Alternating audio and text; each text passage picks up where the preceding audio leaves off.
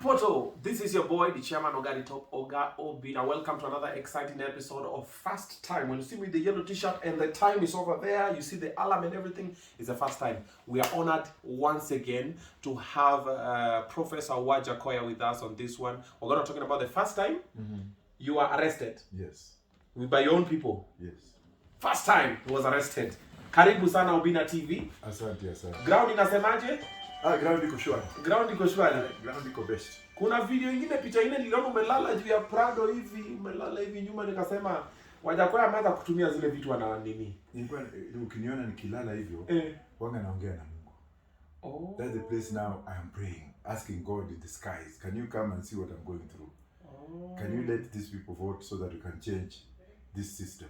Okay. It's also one way of me expressing my system in what we call artistic expression. Okay. Mwingine anaweza kwenda kachora ng'ombe, ni kama mtu juzi one of my wafuasi wangu alichora tattoo ya bangi hapa.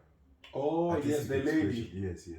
Na kuna mwingine naye aliingia kotini huko Eldoret akivuta bangi na akasema nimekubali, akapigwa fine na akasema I'm doing this because I support Wajackoya's cause. So any reaches that level where people wamechoka, mtu anataka aenda fungwe because of the burden the system has put on them, do you kill them? But on the day I was arrested, that's what you say? Yeah, so the first time you were arrested. Yeah, the first time I was arrested was a bit bizarre. It was unbelievable.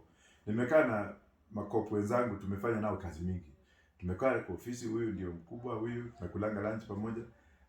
All of a sudden, jamaa anapotea, unafikiria ameenda hii nini.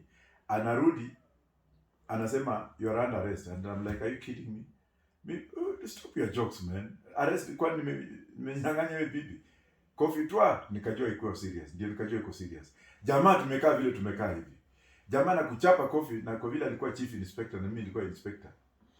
Sasa nikasema, what is this? Kwenda hivi mwingine ashanishika huko hivi. Sasa hii mikono yangu ikakwisha damu. Because they are now pulling my hands to handcuff. Sasa wakanishika mkono yangu moja wakaweka hapa. Ingine sasa nifungiwa hivi pingu baada ya kufungwa namna hii. Now from that day my world stopped because I didn't know. Okay? Na kutolewa hapo tulikuwa unajua ile nyumba ya immigration arrivals. Ile iliungua hapo JKIA. Yeah.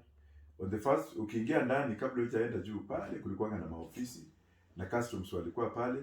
Kule kwingine kulikuwa Department of Health. So it was like a hall where you can see through what's going on. Na wabiria wakiingia hivyo. Natolewa huko, kila mtu anaangalia hivyo. Nimeshikwa hivyo. Sasa watu walikuwa wanafikiria tu mtu anatembea. And because I was very, very well known to be a very flamboyant police officer. Because I lived the way I live. I lived well. So nikatolewa hapo, nikaingizwa chini.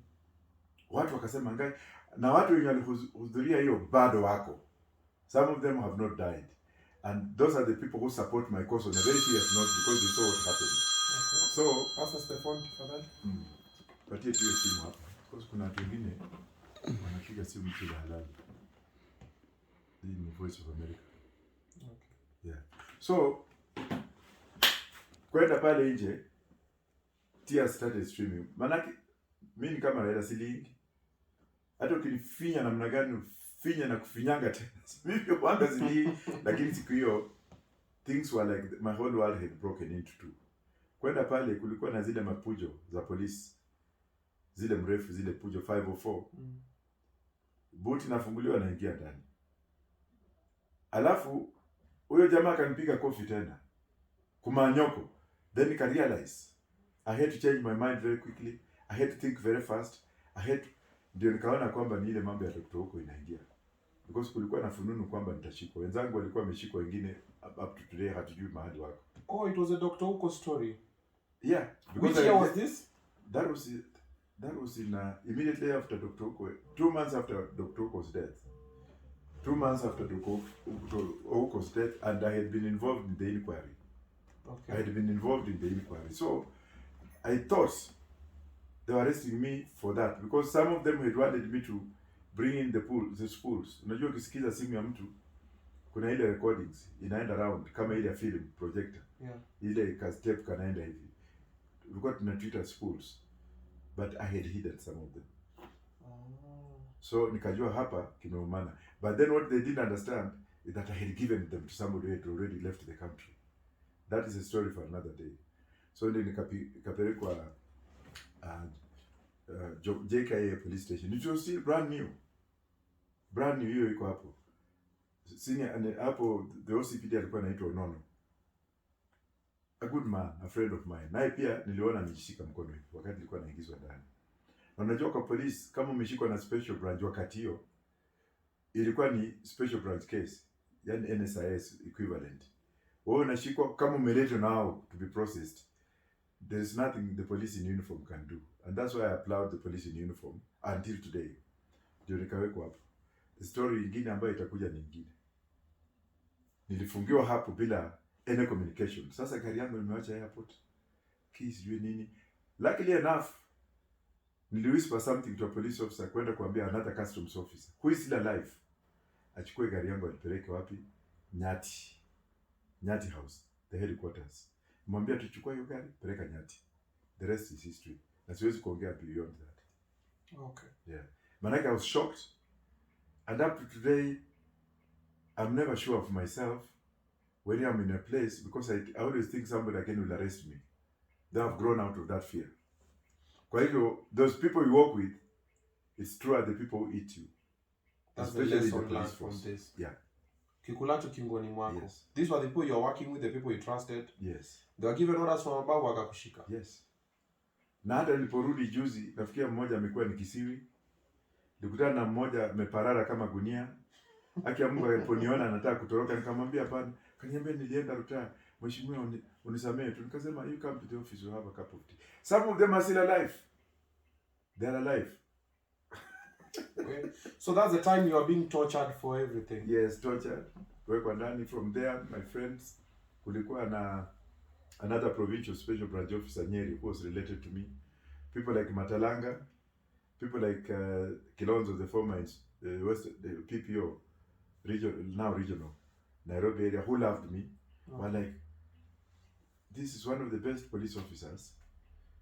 When he was in uniform, he was one of the best.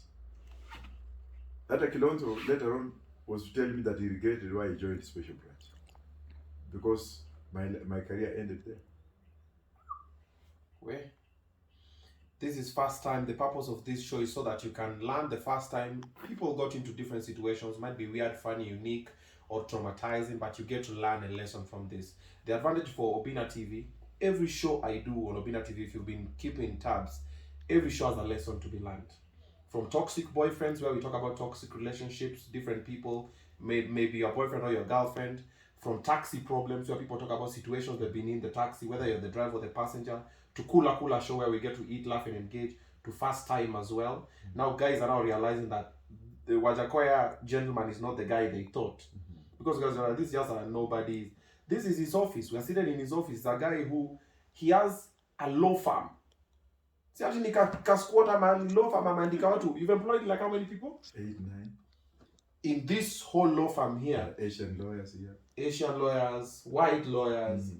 African lawyers, and all that. Mm-hmm. So it means that he's a gentleman who's doing something. You know, when you come with the weed agenda, the hyena story, the snake story, guys are like, we are mevuta bangi zimelipukia. Yes. Lakini kule nje, where I also do this kind of work, you'll find out that what I'm saying here today is already has already been applied in other countries 14 years ago.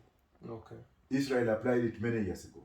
But in Kenya, something that comes into Kenya today has already been practiced. So I'm talking of practical experiences. Okay. How do we come out of poverty? What do we do? Lakini hapa watu bado wako hivi, very enclosed. And that's the class war we are fighting. Now, you'll find out that there's a stigma. There's a stigma in our society. Those who have gone to school are the ones that are fighting me more because of ignorance. Those who have not gone to school do not know where to go because they need somebody at least to tell them something.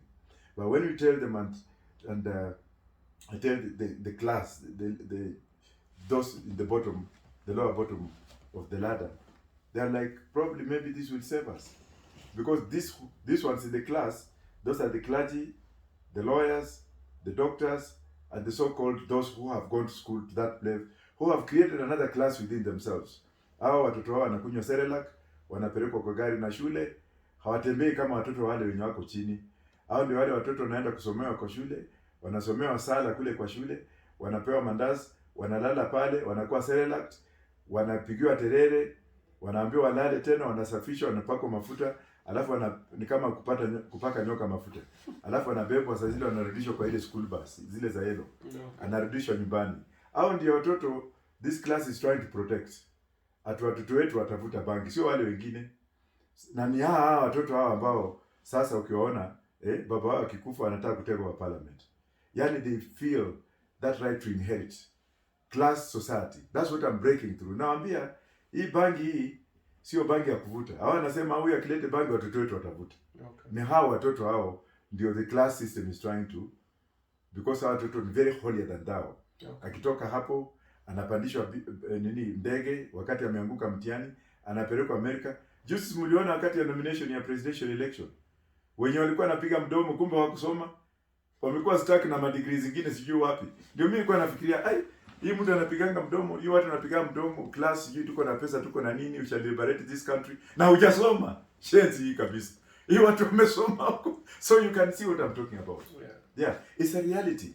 Now if you get those kind of people, mtu amekuwa celebrity, he's running into his father's money. He wants to rule Kenya by force. Na kumbe hana elimu.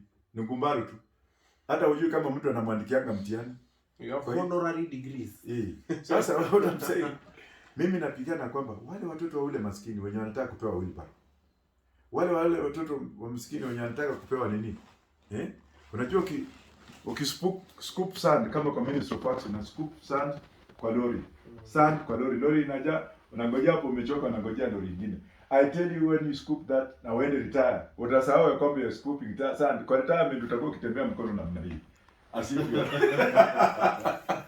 So that's the society our guys they want to create for us. That's why I've come up and I've said, hii bangi ndio italeta maendeleo. Wazungu wameichukua wameipeleka another level. Wanajenga mabogi ya train, wanajenga planes, wanajenga kamba, tents na ammunition. Na sasa wanataka kuja na compassionate convention, International Narcotics Convention. Alafu wana set rules. Sasa zile wameshiba.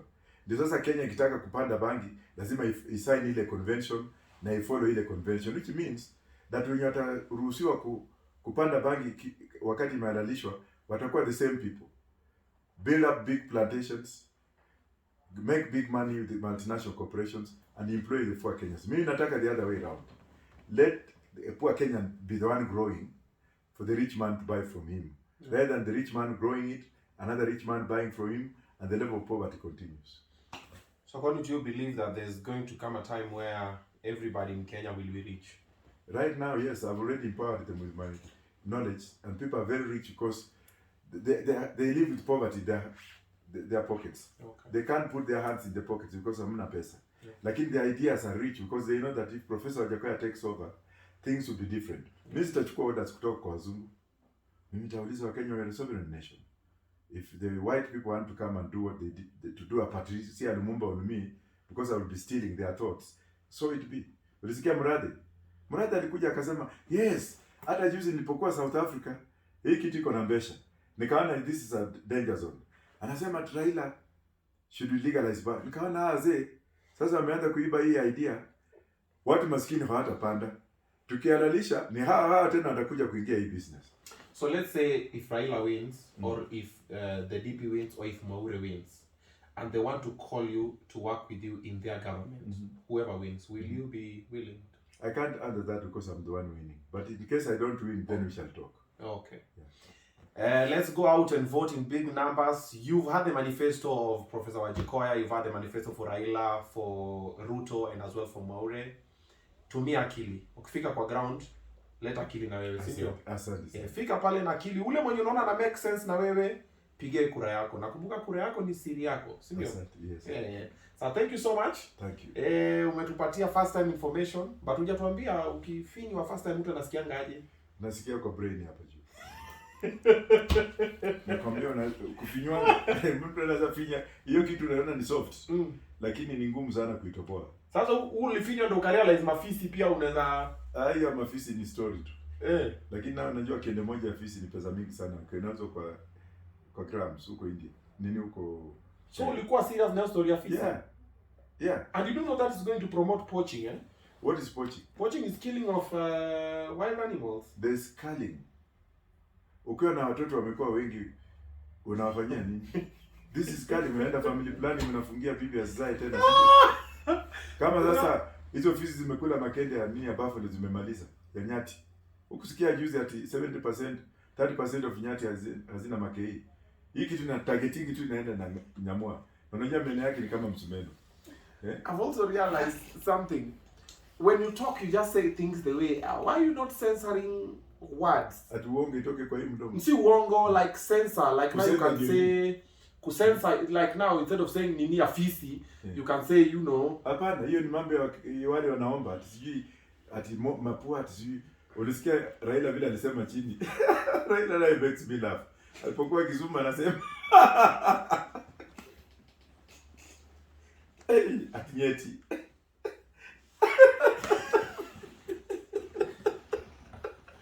Ati nyeti ya fisi. Yeah,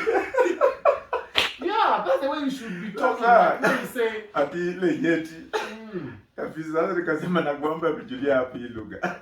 Ni makende ya fisi bwana. Kwa Kiswahili ukiandika nyeti na uandike makei, which one will support listen?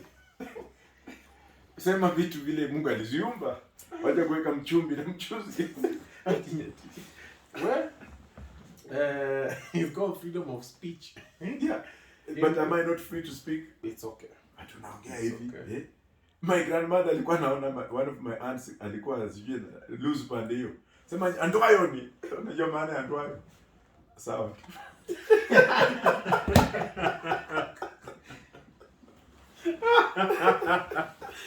I've laughed for the first time since I came back in this country. I never laughed, man. You made my day. You made my day. Asante. That was a plan. We were supposed to laugh, eat, engage. Wow. We have and pia umekula. Nimeshiba bwana. At least umekula. Yeah. Asante sana guys. Check this song out and then tumia akili ukienda kwa ground. Alright, remember to comment, like and subscribe, and I guess what we'll see you on the next episode. Alright. Remember, umeacha kurecord. Magari affordable. You want a car? Magari affordable. Enda kwa Instagram waangalie, talk to them. Hata kama utaki gari, wapigie tu wasumbue kidogo. Alright. Asante sana Prof. Wewe ingia kwa ground. I wish you well on your endeavor. Yes. Tukutane kwa tepe. Tukutane kwa tepe. Tuone venye kutakuwa. After hiyo tarehe ikipita tutakutana tena tukae chini tuongee. Tuseme sasa from now how we moving forward. Na Waluya, mimi sitaki tribalism, lakini Waluya so amenikataa. Akina Wetangula, Atuoli, Musalia Mudavadi. You mentioned my name where they are, wanakufukuza. Lakini nataka wale vijana ujiungane na vijana wengine. Waluya uishi, Ukikuyu uishi, now we move on. We are going to change the destiny of this country. Okay. Asante. Haya. See ya. Haya.